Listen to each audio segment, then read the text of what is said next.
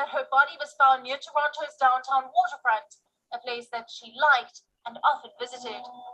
The police reportedly found her body drowned off an island.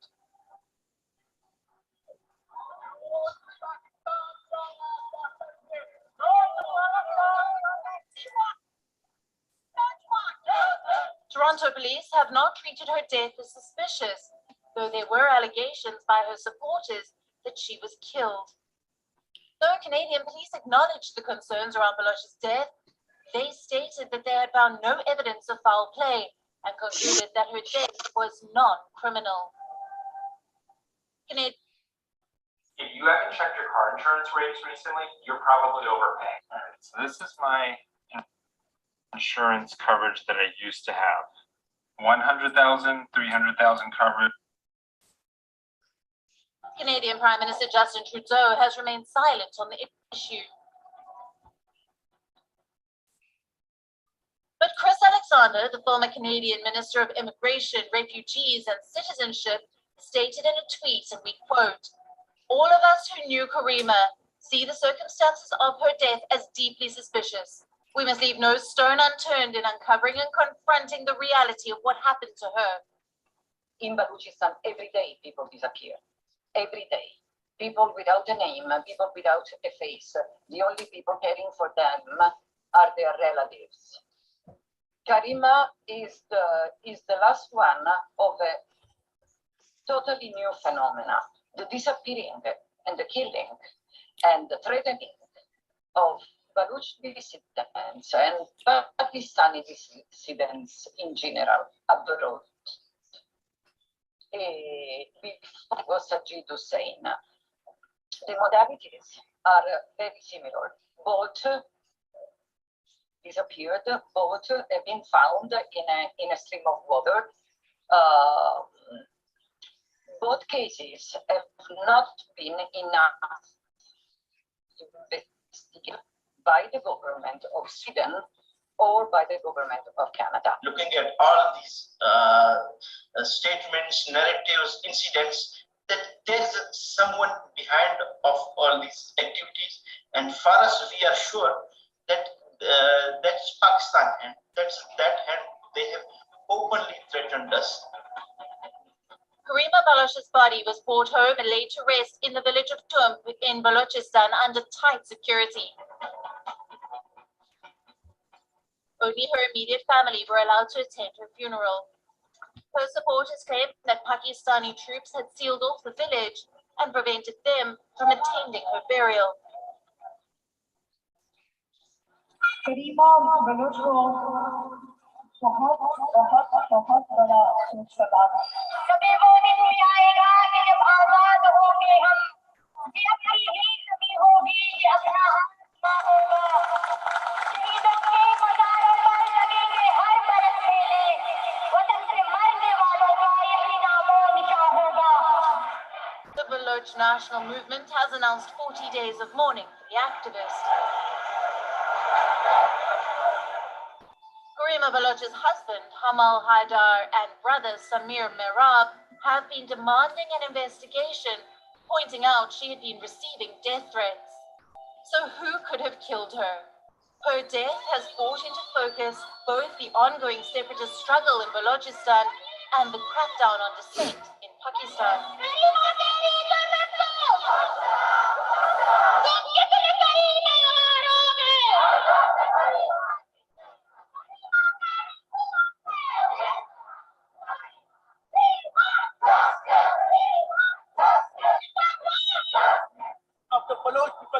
Munir Mangal is president of the Baloch Boys Association.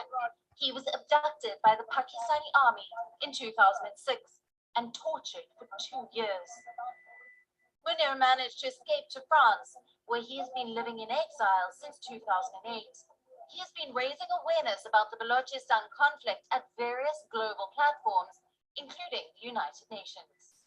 With me, that they took my phone and then they said, oh, there were continuous calls, so I was not allowed to take the calls. So one officer took the phone, went out, and then came with the news. Oh, there is a very sad news that your mother had become mad after getting this news. And this sort of news, they try to psychologically.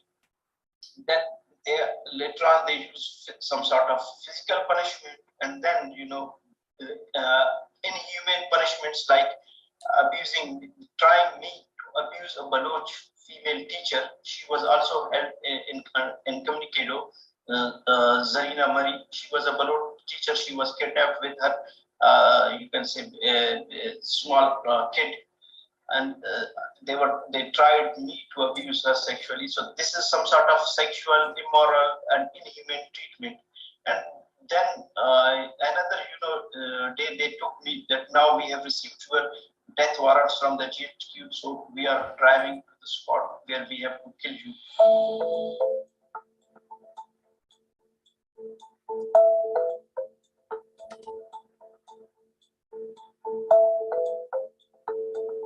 Pakistan is composed of 4 provinces. The provinces of Balochistan, Punjab, Sindh, and Khyber Pakhtunkhwa. Today, the Balochistan region is divided among the countries of Iran, Pakistan, and Afghanistan. Almost evenly split between Pakistan and Iran, it is categorized as the provinces of Balochistan and Sistan Balochistan, respectively. Balochistan is the largest province in terms of land area, forming the southwestern region of Pakistan, but is the least populated. Although Balochistan constitutes about 43% of Pakistan's total landmass, Baloch people make up only 5% of the total Pakistani population. According to Pakistan's 2011 census, the main ethnic groups in the province are the Baloch people and the Pashtuns, who constitute 52% and 36% of the population respectively. The remaining 12% belongs to smaller communities such as Brahos, Hazaras, Sindhis, and Punjabis.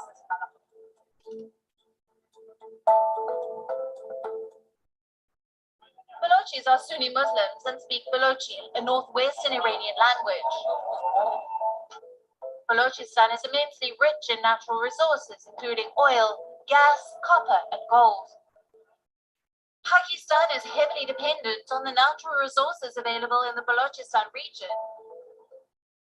Yet it has the highest rural poverty rate, with more than 62% of its rural population living below the poverty line.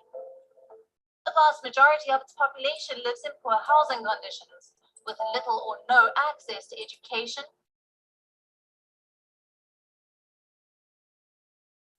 electricity, or clean drinking water.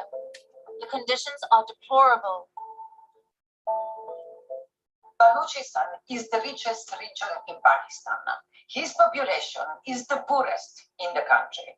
Why they don't have hospitals, they don't have school, and there's a cultural genocide also going on because they've been forbidden from speaking Baloch, singing their national anthem. They cannot express their culture. Not only this, Taliban and Jihadi have been imported in Baloch, and Baloch are mostly secular.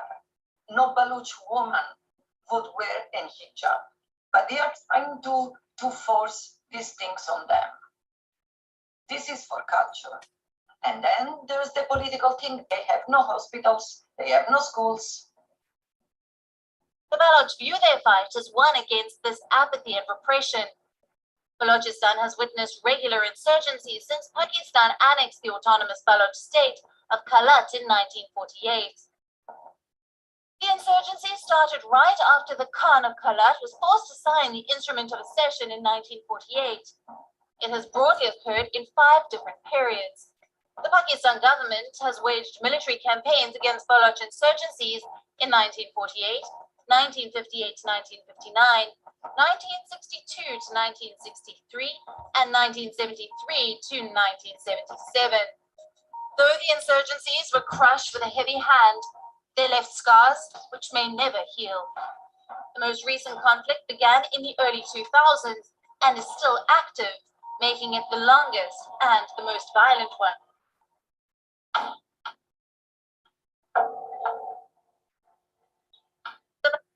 The traditional way to get business insurance sucks. Days and weeks, calls back and forth.